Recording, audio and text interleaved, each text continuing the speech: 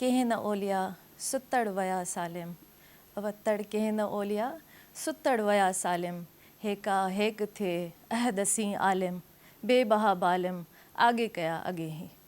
शाह साहब हिन बेत में फ़रमाइनि था त जंहिंजी दिलि पाक ऐं साफ़ आहे उहे कॾहिं बि नाकाम नथा थियनि, हमेशह कामयाबु थियनि था ऐं सची ॼाण रखण वारा पंहिंजे सचे महबूब सां हिकु थी विया। ऐं जिन जो दिलि पाक साफ़ आहे अल्लाह ताला उन्हनि जा दर्जात पहिरीं ई बुलंद करे छॾिया। बिस्मिल्लाह रहमान रहीम। अस्सलाम वालेकुम नाज़रीन, भलीकार आहे तव्हांखे इल्म जे सफ़र जे प्रोग्राम में। आऊं आहियां तव्हांजी पंहिंजी मेज़बान डॉक्टर कंवल मेमण। उमेद आहे सभु ख़ैर ख़ैरियत सां हूंदा ऐं ख़ुशि ख़ैरियत सां हूंदा। जी, इल्म जे सफ़र में असां ॻाल्हाईंदासीं इल्म जे बारे में। इल्म जे बारे में जेतिरो ॻाल्हाइजे ओतिरो घटि आहे। इल्म जेको आहे इंसानी ज़िंदगी जो हिकु अहम जुज़ो आहे, छो जो इल्म जे वसीले इंसान सोचण जी सलाहियत रखे थो, इल्म जे वसीले मुल्क खे तरक़ी ॾियारे थो, इल्म जे वसीले उन में हिकिड़ो शऊर पैदा थिए थो, छो जो इल्म जेको आहे रोशनी जो मीनार आहे ऐं अंधेरनि खे ख़तमु करे हिकिड़ी रोशनी पैदा करे थो। ऐं इल्म जे वसीले असां मुआशी समाजी हर तरक़ीअ में हिसो वठी सघूं था। इल्म जे बारे में ॻाल्हाइणु तमामु ज़रूरी आहे। तालीम ऐं इल्म में इहो ई फ़र्क़ु आहे, जेकॾहिं इंसान में हिकिड़ो शऊर पैदा नथो थिए त उन इल्म जो कोई फ़ाइदो ई न आहे। ऐं उन जे चवण जो मक़सदु इहो आहे त उहा तव्हां मयारी तालीम हासिलु कयो। मयारी तालीम जी नाज़रीन, अॼु असांजो उनवान बि इहो ई आहे कि क्वालिटी ऑफ एजुकेशन कहिड़ी हुजणु खपे, तालीम जो मयार कहिड़ो हुजणु खपे, केतिरी हद ताईं असांजे मुल्क में आहे, केतिरो आहे ऐं उनखे कहिड़े नमूने सां असां बहितर बणाए सघूं था। इन्हनि सभिनी जे बारे में असां ॻाल्हाईंदासीं पंहिंजे महिमाननि सां। असां वटि तमामु बहितरीनु महिमान ख़ुसूसी मौजूदु आहिनि, उन्हनि सभिनी जो इंट्रोडक्शन आउं कराईंदसि। असां सां गॾु सभिनी खां पहिरियां आहिनि जेके एक्टिंग में एक्स वाइस चांसलर, डीन रही चुका आहिनि ऐं उनखां अलावा चेयरपर्सन बि रही चुका आहिनि कराची यूनिवर्सिटी में। उनखां अलावा उन्हनि माशाल्लाह सां MA कई आहे ऐं जिन में उन्हनि गोल्ड मेडल हासिलु कयो आहे। LLB कई अथऊं, उनखां अलावा PhD बि रही चुका आहिनि, राइटर आहिनि, सर्जन, ऐं उनखां अलावा उहे डिस्टिंग्विश्ड इंटरनेशनल प्रोफेसर चवराइनि था रुमानिया में, ऐं उनखां अलावा विज़िटिंग रिसर्च स्कॉलर बि आहिनि। जी, मां ॻाल्हि कयां पई प्रोफेसर अब्दुल रशीद साहिब जिन जो भलीकार चऊं था उन्हनि खे इल्म जे सफ़र में, ऐं भलीकार बि चऊं था उन्हनि सां गॾु असां उन्हनि जो शुक्र अदा कयूं था कि इल्म जे सफ़र में हुननि पंहिंजो क़ीमती वक़्तु ॾिनो। अस्सलाम वालेकुम सर, कैसे हैं आप? थैंक यू सो मच यहाँ आने के लिए। जज़ाकल्लाह, आपका बहुत बहुत शुक्रिया। उनखां बाद में असां सां ॿिए नंबर ते गेस्ट आहिनि जेकी बि बहितरीनु एजुकेशनिस्ट आहिनि। उनखां अलावा जेके आहिनि चेयरपर्सन आहिनि कराची यूनिवर्सिटी जी। जी, मां ॻाल्हि कयां पई डॉक्टर सफ़िया अरूज साहिबा जिन जी। उन्हनि खे भलीकार चऊं था इल्म जे सफ़र में, उन्हनि सां बि बहितरीनु गुफ्तगू थींदी। भलीकार आहे। जी डॉक्टर साहिबा, कैसी हैं आप? थैंक यू सो मच यहाँ आने के लिए और हमें शॉर्ट नोटिस पे टाइम देने के लिए। Thank you so much. जी नाज़रीन, उनखां बाद में असां सां 3 नंबर ते गेस्ट मौजूदु आहिनि। जी, आउं ॻाल्हि कयां पई एसोसिएट प्रोफेसर आहिनि उहे गवर्नमेंट कॉलेज में, उनखां अलावा उते उहे प्रिंसिपल बि आहिनि। उनखां अलावा जेके आहिनि उहे बोर्ड ऑफ मेंबर बि रही चुका आहिनि कराची यूनिवर्सिटी सां बि, ऐं शहीद मोहतरमा बेनज़ीर भुट्टो यूनिवर्सिटी जेका लयारी में आहे उन्हनि जा बि रही चुका आहिनि, ऐं पाण सर्जन जेके आहिनि उहे PhD स्कॉलर बि आहिनि। जी, आउं ॻाल्हि कयां पई डॉक्टर अब्दुल जब्बार डाहिरी साहिब जिन जो। भलीकार चवां थी सर, अस्सलाम वालेकुम, कीअं आहियो? अमी ख़ैर ख़ैरियत सां हूंदो? थैंक यू सो मच हिते अचण जे लाइ। तव्हां दावत ॾिनी, तव्हां इल्म जे सफ़र जहिड़े कारगर प्रोग्राम में घुरायो, वॾी महिरबानी तव्हांजी। Thank U. बसि सर, तव्हां सभिनी जी दुआ ई आहे कि इल्म जो सफ़र जेको आहे असां नयो शुरू कयो आहे। दुआ कजो कि हे जेको आहे बुलंदी ताईं वञे अल्लाह जे फज़लो करम सां। ऐं हर अरबाती जेको आहे नाज़रीन ॾिसण न विसारींदा, 4 खां 5 बजे ताईं जेको PTV नेशनल ते ईंदो आहे। नाज़रीन, इल्म जे सफ़र जे बारे में असां घणो कुझु ॻाल्हाए सघूं था, लेकिन अॼु असां ॻाल्हाईंदासीं कि तालीम जी मयार कहिड़ी आहे। बिना देरि कंदे मां तव्हांखे ॿुधाईंदी हलां कि पाकिस्तान में तालीम जो मयार जेको आहे सभिनी खां वधीक शरह जेका आहे उहा तालीम जी मयार इस्लामाबाद में पाई वञे थी, उनखां बाद में बलूचिस्तान में पोइ बि ॾिठी वञे थी, उनखां बाद में सिंध अचे थो, पोइ सरहद अचे थो। पूरे तरीक़े सां असां पूरे पाकिस्तान जी ॻाल्हि कयूं था। जी, सभिनी खां पहिरियां आउं ॻाल्हि कंदसि असां पंहिंजे प्रोफेसर डॉक्टर अब्दुल रशीद सां। सर, आप मुझे बताइएगा कि इल्म की मयार को हम क्या कह सकते हैं? माशाअल्लाह, सबसे पहले तो मैं पाकिस्तान टेलीविज़न का कराची का शुक्रिया अदा करता हूँ कि ये प्रोग्राम इल्म जो सफ़र शुरू करके इन्होंने एक हिस्टोरिकल मूवमेंट, यानी इस चीज़ की कमी थी, हम देख रहे थे कि कोई ऐसा प्रोग्राम होना चाहिए कि जिससे इल्म की आगही हो, इल्म का प्रमोशन हो, उसकी क्वालिटी डिस्कस किया जाए, और ये सब चीज़ हम ये कह सकते हैं कि ये एक हिस्ट्री मेकिंग इवेंट है, और जिसके लिए प्रोड्यूसर और पूरा अमला ये सब काबिल मुबारकबाद हैं, तो मैं इनको मुबारकबाद देता हूँ। Thank you so much. दूसरी, आपने बहुत अच्छी बात की। देखें, क्वालिटी एजुकेशन की पहली बुनियाद ये है कि उसे रिज़ल्ट ओरिएंटेड होना चाहिए, कि जैसे हम कहते हैं ना कि फ़लाँ चीज़ जो है वो अपना रिज़ल्ट क्या देती है। एक होती है मसलन केमिस्ट्री और एक होती है अप्लाइड केमिस्ट्री। तो हमें जो क्वालिटी बनानी है वो हमें अप्लाइड जाना है, कि जो तालीम हम दें उसका असर होना चाहिए, और असर किस पे होना चाहिए? पूरे माशरे पे।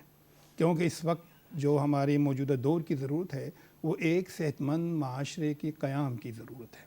जब सेहतमंद माशरे के क़याम की ज़रूरत को हम क्वालिटी एजुकेशन से पूरा कर सकते हैं। क्वालिटी एजुकेशन के लिए ज़रूरी है कि तालिब इल्म और उस्ताद दोनों में डेडिकेशन मौजूद हो, और फिर उसको प्रमोट करने के लिए अहल खाना यानी वालिदैन की ज़िम्मेदारी है, चाहे वो प्राइमरी स्कूल की तालीम हो या यूनिवर्सिटी की हो।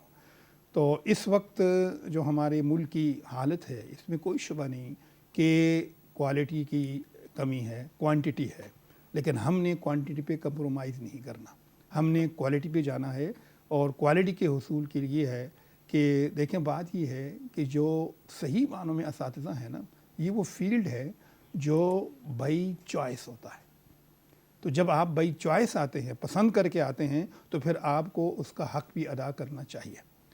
मैं अल्हम्दुलिल्लाह गुज़िश्ता 50 साल से ज़्यादा अरसे से इस फील्ड से मुंसलिक हूँ। I am from 1973 in the Karachi university, और तकरीबन दुनिया के यूरोप और अमेरिका के यूनिवर्सिटी में भी पढ़ा भी चुका हूँ, रिसर्च भी कर चुका हूँ।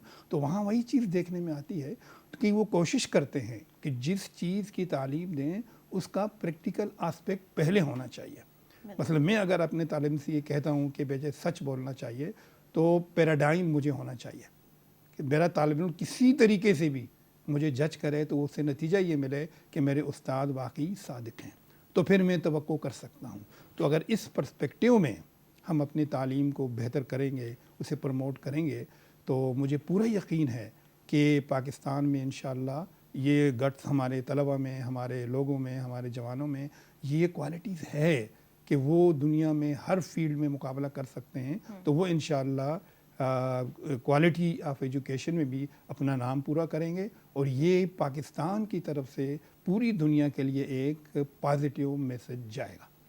Thank you so much. तमाम बेहतरीन ॻाल्हि की डॉक्टर साहब कि पेरेंट्स प्लस में टीचर मुतनासिब थियणु खपनि, कि उन्हनि जी ॿिन्ही जी हिकिड़ी इजाज़त हुजे। अगर वो ॿई राज़ी आहिनि त ॿई गॾु कमु करे सघनि था।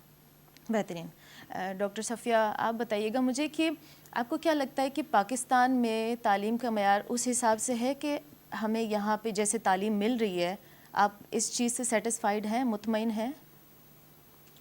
हाँ, पहले तो मैं पीटीवी का शुक्रिया अदा करूँगी कि उन्होंने मुझे इस इल्म के सफ़र में इस टॉपिक का बहुत जो यूनिक और इनोवेटिव टॉपिक है उस पर उसका क्वालिटी ऑफ एजुकेशन को सेलेक्ट किया और उस पर मुझे बोलने का मौका फराहम किया। तो अगर हम पाकिस्तान के अंदर ओवरऑल देखें तो क्वालिटी को मेंटेन करने की कोशिश की जा रही है, और वो प्राइवेट सेक्टर में भी की जा रही है और पब्लिक सेक्टर में भी। अच्छा, इसके लिए अगर मैं ये समझती हूँ कि इसको मज़ीद क्वालिटी एजुकेशन को हम उसके स्टैंडर्ड को मेंटेन कर सकें, तो हमें टीचर्स की क्वालिफ़िकेशन और टीचर्स की ट्रेनिंग पर ज़्यादा ज़ोर देना चाहिए। और पहले हमारा एक कॉन्सेप्ट था कि टीचर को जब किसी भी फील्ड में कहीं नहीं मिलता था, कोई भी प्रोफेशनली वो सक्सेसफुल नहीं रहता था, तो वो बाई चांस इस में आ जाता था और इसलिए क्वालिटी को थोड़ा सा मुतासिर होती थी। लेकिन अब जो है, अब जो हमारा एजुकेशन सिस्टम आया है, इसके अंदर टीचर जो है वो बाई चॉइस बन रहा है, यानी कि सेलेक्ट करके आ रहा है, और उसमें अब उसके अंदर उन्होंने ट्रेनिंग के एस्पेक्ट के अंदर बहुत सारा उनको, पहले थोड़ा सा 1 मंथ के लिए वो जाते थे और अभी हम उनको कई मंथ्स में उनको ट्रेन करके और फिर उनको फील्ड में भेज रहे होते हैं प्रोफेशनली। तो उन टीचर्स के ऊपर हम एतमाद कर सकते हैं कि जब वो फील्ड में मतलब जा भी चुके हैं, कुछ बैचेस हमारे कराची यूनिवर्सिटी से निकल के, और एफिलेटेड कॉलेजेस भी हमारे साथ हैं वो भी, और अब मज़ीद हम उनको तैयार कर रहे हैं। तो जब वो फील्ड में जाते हैं तो टीचर अगर बाई चॉइस आता है और फिर जाके फील्ड में जाकर अपनी कारकर्दगी को परफॉर्म करता है तो क्वालिटी मुमकिन हो सकती है इन बिल्कुल, एजुकेशन में। अच्छा, फिर दूसरे हम कहते हैं कि इनफॉर्मल एजुकेशन तो बच्चों की पेरेंट्स ही कर रहे होते हैं, और बच्चा वहाँ से आता है फिर ऑर्गेनाइजेशन से गुजरता है, एजुकेशनल ऑर्गेनाइजेशन में, और बाहर फिर उसको प्रोडक्ट के तौर पर सोसाइटी में ही जाना होता है।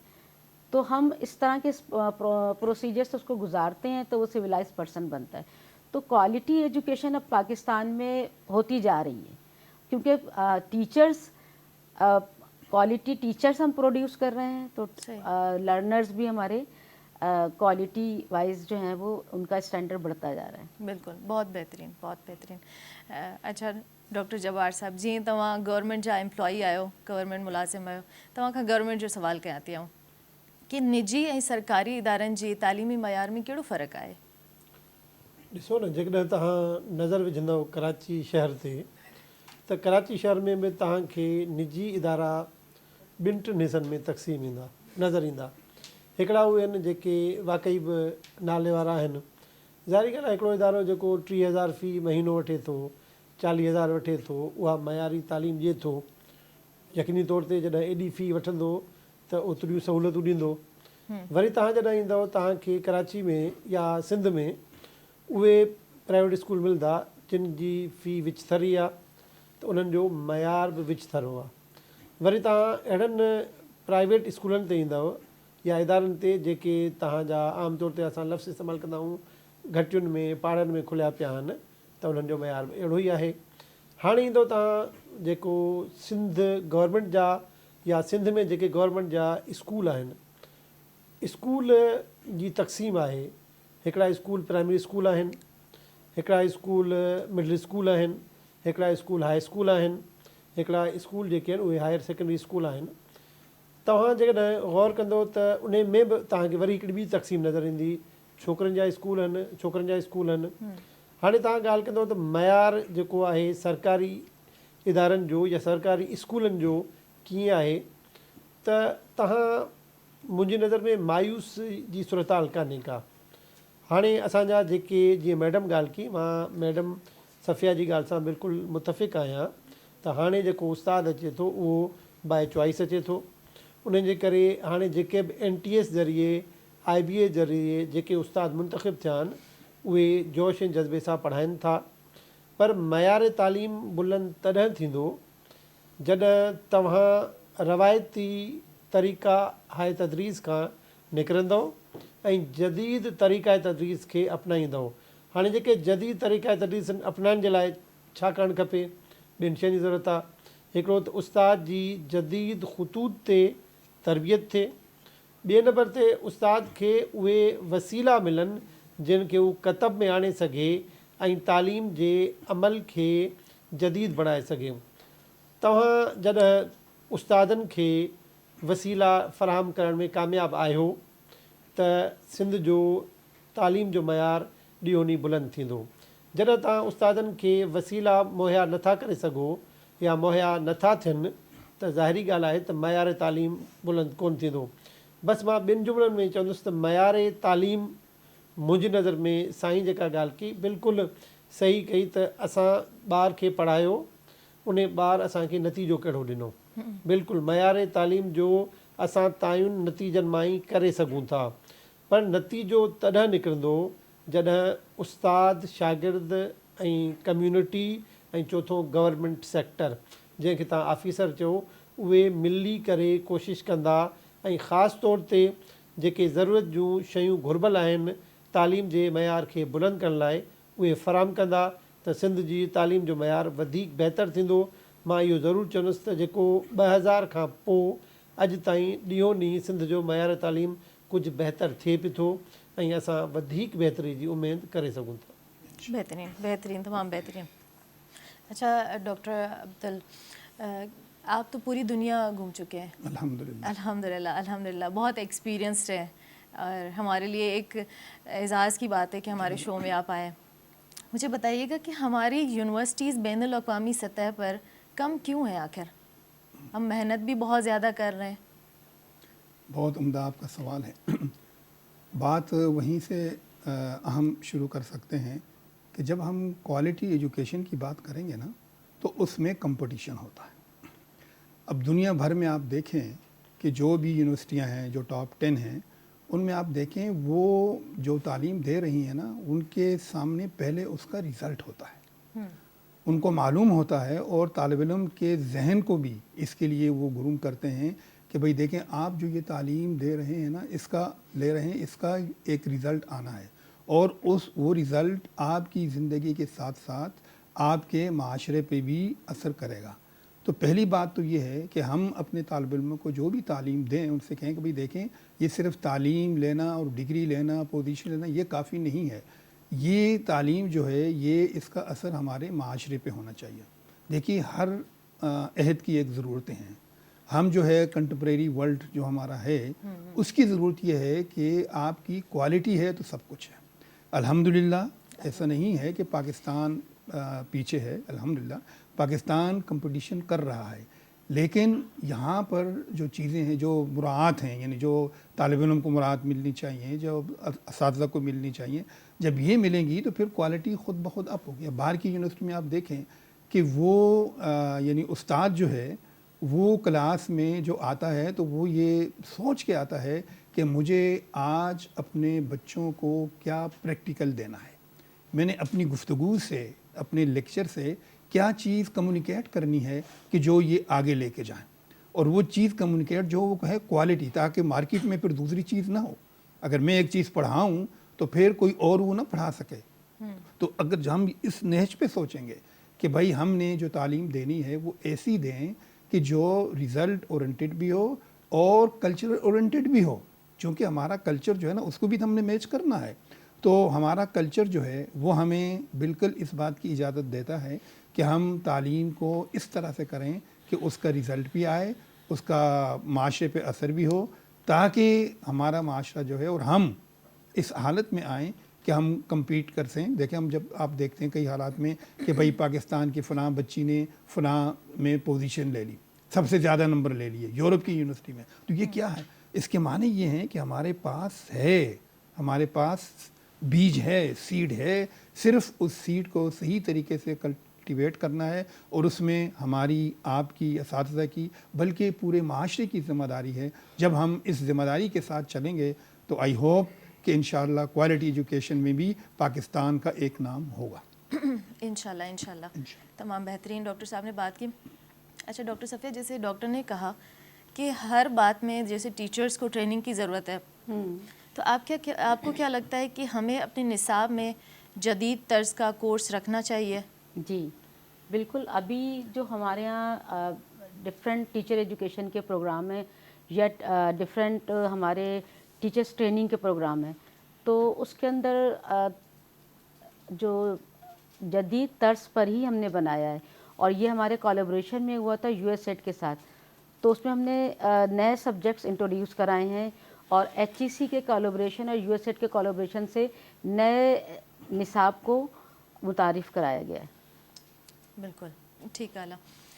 अच्छा डॉक्टर साहब, वरी भी तव्हां खां गवर्नमेंट जो ही सवाल कंदसि कि जीअं गवर्नमेंट में असां गवर्नमेंट स्कूल में ॾिसूं था, ॿियनि इदारनि में ॾिसूं था, ॿियनि ऑफिसिस में बि ॾिसूं था, काफ़ी शयुनि जी कमी आहे। बिजली जी थी वई, पाणी जी थी वई, फर्नीचर जी कमी थी वई, इवन टीचर्स जी कमी थी वई। त उन्हनि जो छा रीज़न आहे, छो खोट आहे आख़िर सरकारी हस्पतालुनि में, सरकारी इदारनि में छो खोट आहे? तव्हां इन खे तव्हां ईअं सम्झो त तव्हां जॾहिं कमायो था लख रुपया ऐं तव्हां जूं ज़रूरतूं हुजनि 1.5 लख जूं, त पोइ किथे न किथे तव्हांखे कटु हणिणो पवंदो। सरकारी इदारनि में सभ खां पहिरियां जेका तव्हां ॻाल्हि कयो, अमले जी खोट, इहा तमामु घणी आहे। तव्हां कॉलेजनि खे ॾिसो, यूनिवर्सिटीज़ खे ॾिसो या स्कूलनि खे ॾिसो, तव्हांखे जेका SNE मिलियल आहे उन जे हिसाब सां वॾी मुश्किल सां तव्हांखे 60% टीचिंग स्टाफ मिलंदो। ईअं ई जॾहिं तव्हां नॉन टीचिंग ते ईंदव त तव्हांखे साॻी सूरताल मिलंदी। वरी तव्हां वसीलनि जी ॻाल्हि कई त वसीलनि में बि तव्हांखे उहा शइ नज़र ईंदी। हाणे इन जा ॿ कारण आहिनि। हिकिड़ो कारण इहो आहे त जेका बि शइ इस्तेमालु थियणी हूंदी आहे, फर्नीचर जी ॻाल्हि थो कयां या को बि अहिड़ी शइ, उहा भॼंदी बि आहे, ख़राब बि थींदी आहे, उन जी मुतबादिल जी ज़रूरत बि पवंदी आहे। मुतबादिल तव्हांजो तॾहिं थींदो जॾहिं तव्हां वरी ॾोकड़ हुजे। ऐं ॿियो जेका शइ मां महसूसु थो कयां त सरकारी इदारनि में जेकॾहिं का शइ आहे त उन खे ओन कोन थो कयो वञे। माना स्कूल जो या कॉलेज जो सरबराह, स्कूल जा या कॉलेज जा उस्ताद, पटेवाला, हता के शागिर्द जॾहिं उन खे ओन कनि। तव्हांजे घर में गिलास भॼी पवे त तव्हां ॿार खे ठीकु ठाकु दड़का ॾींदो त गिलास छो भॻो आहे। ईअं ई तव्हांखे कॉलेज में जेका बि शइ मौजूदु आहे, स्कूल में जेका शइ मौजूदु आहे, उहा तव्हांखे ओन करणी पवंदी, उन जी हिफ़ाज़त करणी पवंदी ऐं उन खे घणे वक़्त ताईं हलाइणो पवंदो त पोइ इन सां जेके फर्नीचर या अहिड़ियुनि शयुनि जी खोटी कोन थींदी। हाणे जेको अहम तरीन मसइलो मूंखे नज़र अचे थो उहो इहो ई अचे थो त असांजी जेका सिंध गवर्नमेंट आहे, जेका फंड्स जेका रखे थी उहा काफ़ी कोन्हनि जेका ॿारनि जी ज़रूरत पूरी करे सघे। तव्हां वाशरूम्स जे मसइले खे ॾिसो, हता की वॾे में वॾो मसइलो पीअण जे पाणी जे मसइले खे ॾिसो। अक्सर तालीमी इदारनि में तव्हांखे इहा सूरताल नज़र ईंदी त ॿार पाणी जे लाइ ख़ासि तौर ते गर्मी जे मौसम में परेशान हूंदा आहिनि। ज़ाहिरी ॻाल्हि आहे सिंध गवर्नमेंट इन में पंहिंजे तौर ते कोशिशूं वठे थी, पर जेके फंड्स जी एलोकेशन आहे, वरी फंड्स जो जेको प्रॉपर इस्तेमालु आहे, उहो बि हिकिड़ो तमामु वॾो मौज़ू आहे। उन ते बि हिकिड़ो प्रोग्राम थी सघे थो त सिंध गवर्नमेंट जेका फंड्स रखे थी उन जो केतिरो बहितर इस्तेमालु थिए थो। तव्हां बिल्कुलु जेको सुवालु कयो उन जो मुख़्तसर जवाबु आख़िर में इहो ई मां ॾींदुसि। असांजी तालीमी इदारनि जी सूरताल तॾहिं बहितर थींदी जॾहिं अमलो ऐं पाड़े जा माण्हू जंहिंखे असां कम्यूनिटी चऊं था, उहे उन खे ओन कंदा ऐं पंहिंजी शइ वांगुरु हिफ़ाज़त कंदा त आहिस्ता आहिस्ता इन्हनि सभिनी शयुनि जो पूराव थी वेंदो। बिल्कुलु बिल्कुलु सही चयो कि डॉक्टर जब्बार चवनि था कि पंहिंजे पाकिस्तान खे जीअं तव्हां पंहिंजे घर वांगुरु रखो, पंहिंजे घर में जीअं तव्हां शयुनि खे इस्तेमालु कंदा आहियो, पाकिस्तान में तव्हां चाहे उहो इदारो हुजे, तव्हांजी गली हुजे, तव्हांजो जेको आहे स्कूल हुजे, ऐं कहिड़ी बि शइ हुजे, उनखे पंहिंजे घर वांगुरु इस्तेमालु कयो। बहितरीन, तमामु बहितरीन ॻाल्हि कई। डॉक्टर अब्दुल रशीद साहब, मैं आपसे पूछूंगी कि सर सोशल मीडिया या फिर ऑनलाइन जो तालीम है वो क्या तालीम के मयार को बेहतर बनाने के लिए काम आ सकती है? हमने भी ऑनलाइन पढ़ा है कोविड के दौर में। बहुत अच्छा आपने खुद रेफरेंस भी दे दिया। कोविड के दौर को देखें तो मालूम ये होता है कि ऑनलाइन जो तालीम थी वो एक मजबूरी थी, हमने मजबूरी में किया ना, हमारे पास कोई रास्ता नहीं था। तो ये उस वक्त फ़ायदेमंद है कि जब बाकी चीज़ें भी मौजूद हों। यानी ऑनलाइन तालीम कोई बुरी नहीं है, अब भी यूरोप अमेरिका में और यहाँ पाकिस्तान में बैठ के लोग PhD भी करते हैं, LM भी करते हैं, MPhil भी करते हैं।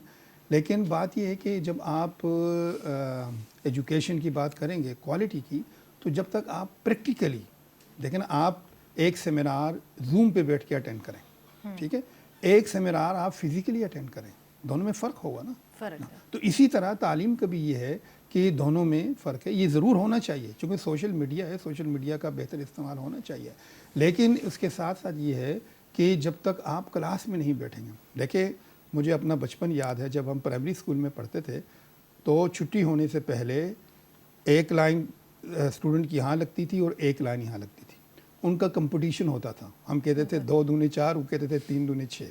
तो असल में ये चीज़ पैदा करनी है कि जब तक आप यानी कंपटीशन का जज्बा पैदा नहीं करेंगे, मालूम नहीं करें। देखें, آدمی سیکھتا اسی وقت ہے جب کمپٹیشن ہو، جب مقابلہ ہو تو پھر وہ اپنے آپ کو ذہنی طور پہ تیار کرتا ہے.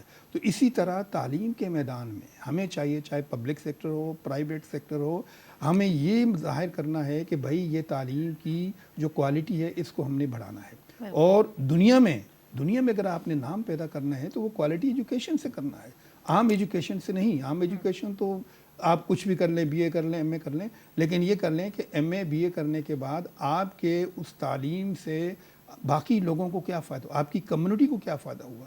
کیونکہ تعلیم حاصل اس لیے دیکھیں نا، علم جو سفر بہت اچھا موضوع ہے، یعنی یہ واحد سفر ہے علم کا جو کبھی ختم نہیں ہوتا. اب دیکھیں دنیا کے سب سفر ختم ہو جائیں گے، یہ کبھی ختم نہیں ہوتا. اس لیے کہا جاتا ہے کہ اطلبوا العلم من المہد الی اللحد، یعنی ماں کی گود سے لے کر قبر تک علم حاصل کرو. کیوں کرو؟ اس لیے، اور یہ علم سے مراد یہ کہ وہ علم جو فائدہ مند ہو، کہ جس علم سے فائدہ نہ ہو تو وہ علم نہ ہوا، وہ تو ایک کوئی بھی ایک چیز ہوگی.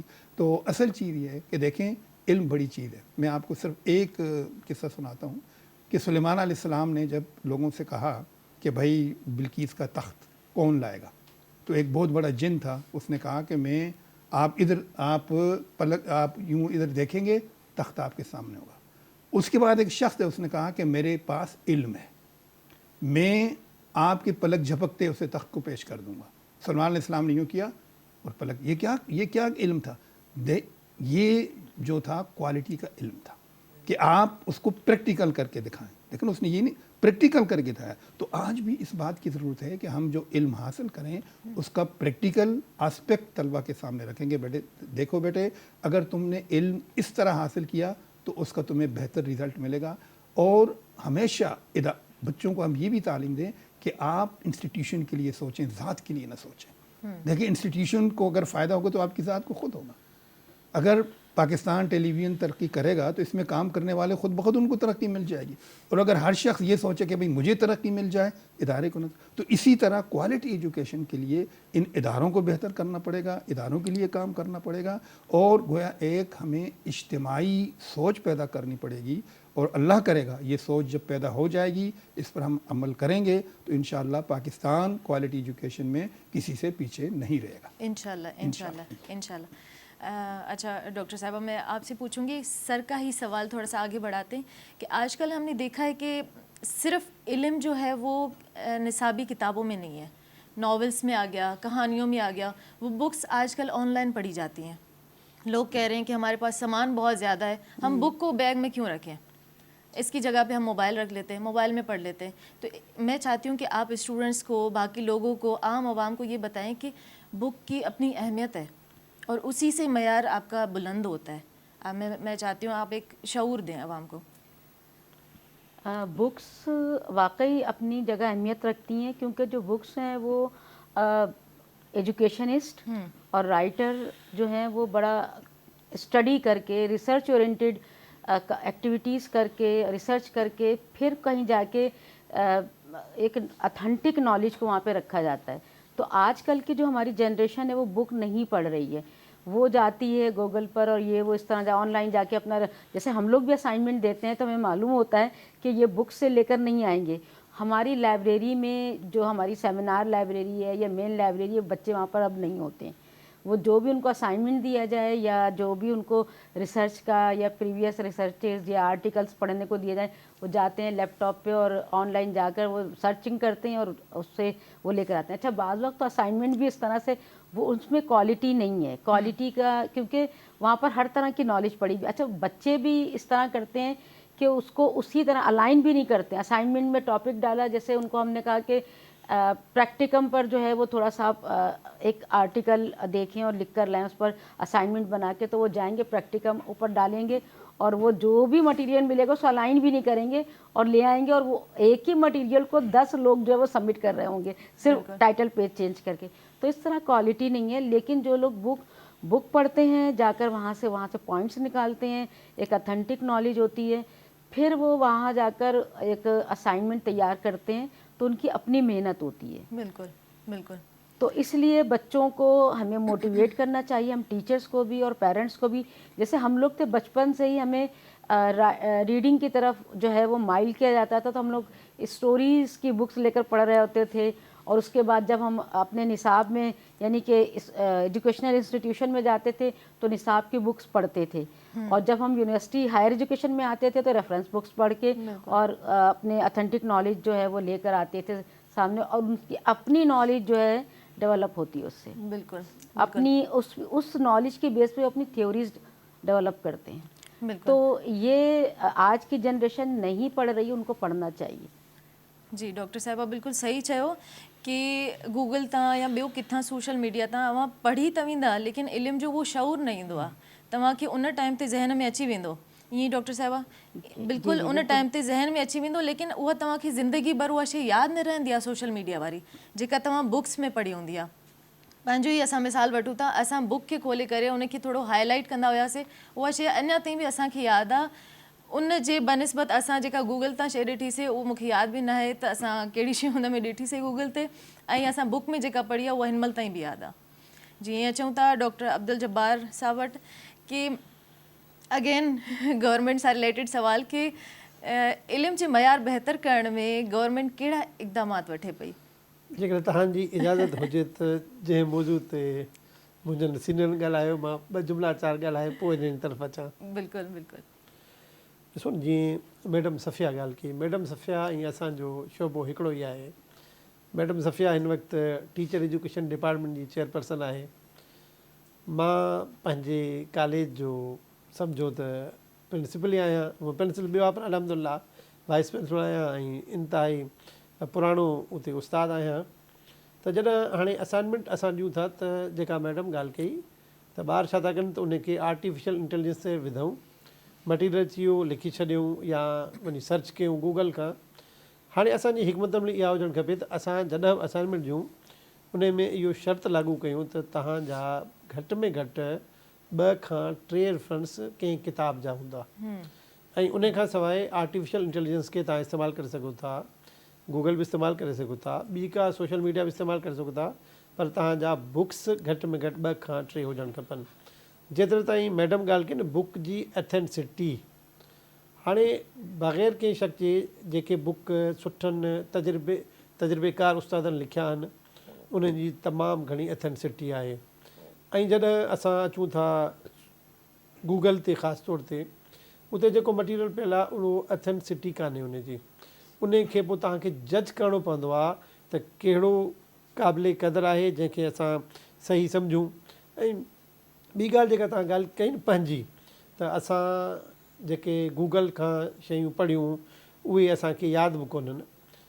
असां उस्तादनि जो जेको ज़ोर हुजणु खपे उहो हुजणु खपे अंडरस्टैंडिंग, जंहिंखे उर्दू में चइजे, अंग्रेज़ी में ॿियो लफ़्ज़ कॉम्प्रीहेंशन, ऐं सिंधी में जेकॾहिं उनखे लफ़्ज़ इस्तेमालु कजे सम्झ, उर्दू में लफ़्ज़ इस्तेमालु कजे फ़हम. ज़ोर असांजो इन ॻाल्हि ते हुजणु खपे. असां वटि थिए छा थो, जो असांजो जेको निज़ाम तालीम आहे उहो सॼो हीअं सर्किल में हले थो नॉलेज ते.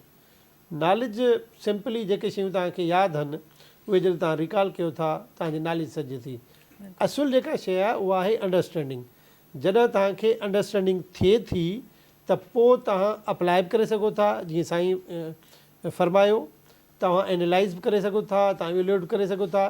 जॾहिं तव्हांखे कॉम्प्रीहेंशन ई कोन्हे त तव्हां छा कंदव. हाणे अचो सिंध, तव्हां ॻाल्हि कई त गवर्नमेंट तालीम इदारनि खे बहितर कीअं करे सघे थी. बिल्कुलु बहितर करे सघे थी. उन लाइ जेको वॾे मां वॾो आहे त जेका फंड्स जी एलोकेशन थिए थी उहा प्रॉपर थिए, number 1. Number 2, right person on the right seat. यानी असां वटि टीओज़ स्कूलनि में, डीओज़ डायरेक्टर्स कॉलेजनि में, ईअं ई डायरेक्टर्स मैरिट ते खजणु खपनि, जेके सीट ते वेहण खां पोइ तालीम जे मयार खे बहितर करण लाइ सोचनि. ॿियो गवर्नमेंट जेको स्टेप वठी सघे थी उहो इहो वठी सघे थी त तालीमी इदारनि में जेकी सहूलियतुनि जी ज़रूरत आहे उहा फ़राहम करे. जंहिंमें जेकॾहिं फर्नीचर जी ज़रूरत आहे, जेकॾहिं तव्हांखे मल्टीमीडिया प्रोवाइड करे सघो था, छाकाणि ॻाल्हियूं कनि त वॾियूं आसान आहिनि पर मल्टीमीडिया केतिरे में मिले थी. वरी उन इदारे में मल्टी मीडिया जी हिफ़ाज़त बि थींदी या हफ़्ते खां पोइ कंहिंजे घर में पियो हूंदो। ऐं उन खां गॾोगॾु तव्हां वटि उते बिजली आहे जो मल्टी मीडिया इस्तेमालु थींदी, बिजली न आहे त उन जो मुतबादिल तव्हां वटि आहे जो तव्हां मल्टी मीडिया इस्तेमालु कंदो। असुलु जेको गवर्नमेंट खे घुरिजे, बिल्कुलु मां सरकारी मुलाज़िम आहियां ऐं गवर्नमेंट खां इहा गुज़ारिश बि आहे त इंतिज़ाम अहिड़े नमूने हलाइजे जंहिंजो मक़सदु निज़ाम में तालीम खे उभारणु हुजे ऐं तालीम जे मयार खे बहितर करणु हुजे। यानी जेकॾहिं असांजी सिंध गवर्नमेंट जंहिंमें जेके बि असां समेत माण्हू शामिलु आहिनि उन्हनि जो मक़सदु ई इहो हुजे त असांखे पंहिंजे तालीमी मयार खे बहितर करिणो आहे त तालीमी मयार बहितर थी वेंदो।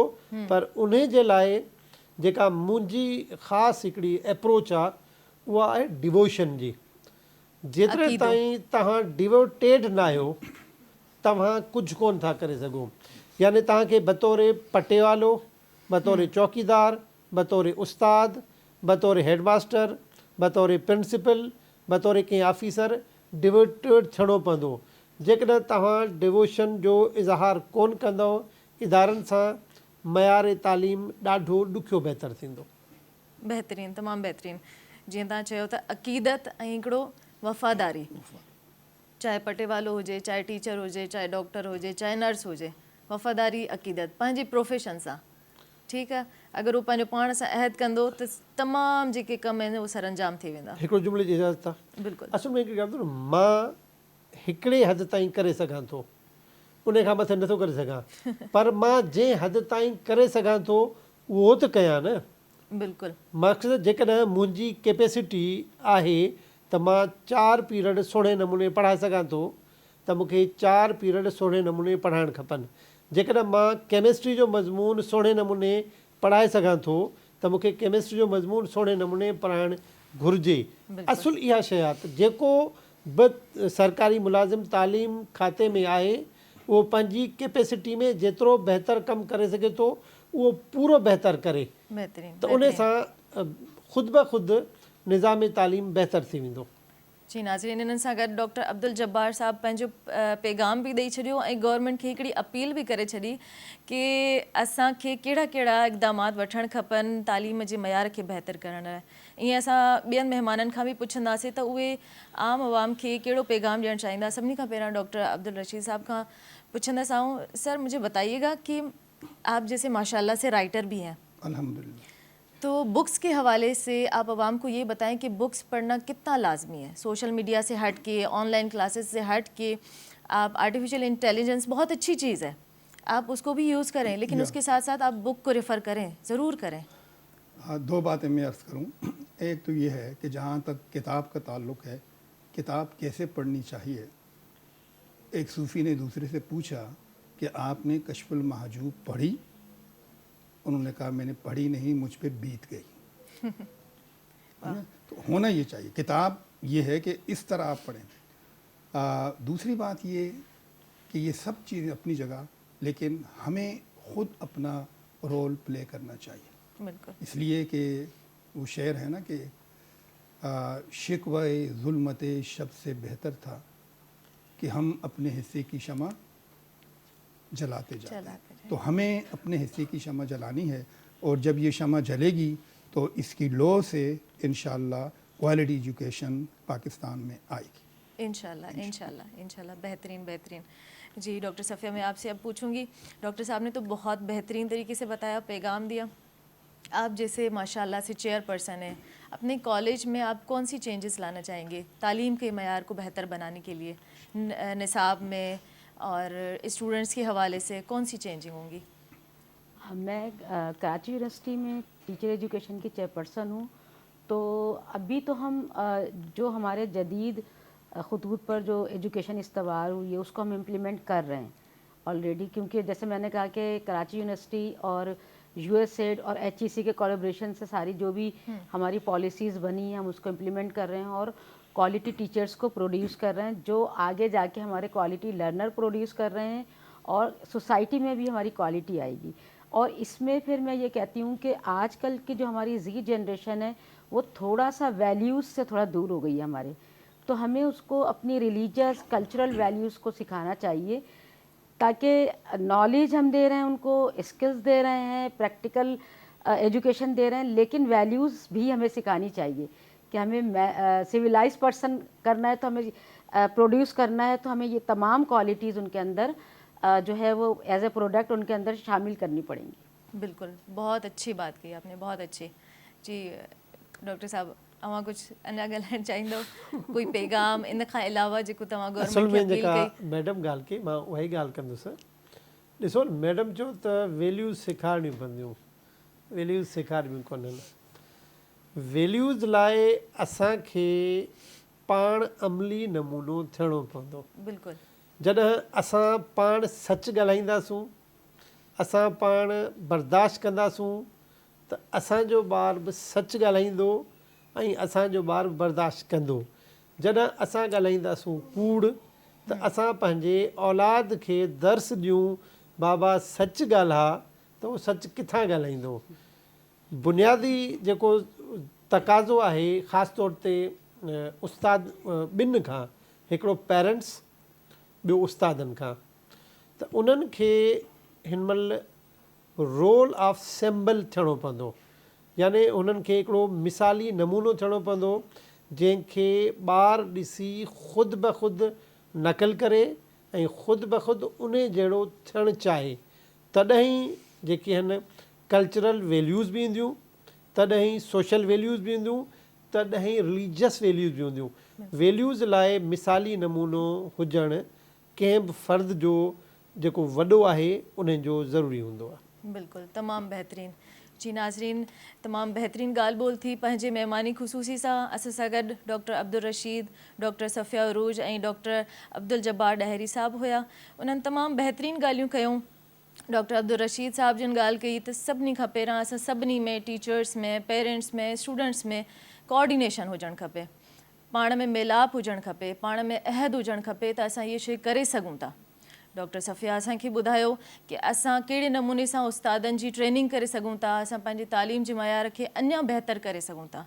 डॉक्टर अब्दुल जब्बार ॾाहिरी साहब जिन असांखे ॿुधायो त गवर्नमेंट में असां कहिड़ियूं कहिड़ियूं तब्दीलियूं आणे सघूं था, कहिड़ा इक़दामात अञा गवर्नमेंट खे वठणु खपनि. ईअं ई इनशाअल्लाह नए हिकिड़े उनवान सां गॾु ॿी वेनसडे ते इनशाअल्लाह अरबा ते 4 खां 5 बजे ताईं वरी हाज़िर थींदासीं इल्म जे सफ़र सां गॾु. पंहिंजी मेज़बान डॉक्टर कवल मेमण खे इजाज़त ॾींदा. पंहिंजो ख़्यालु रखंदा. अल्लाह हाफ़िज़. अल्लाह निगहबान.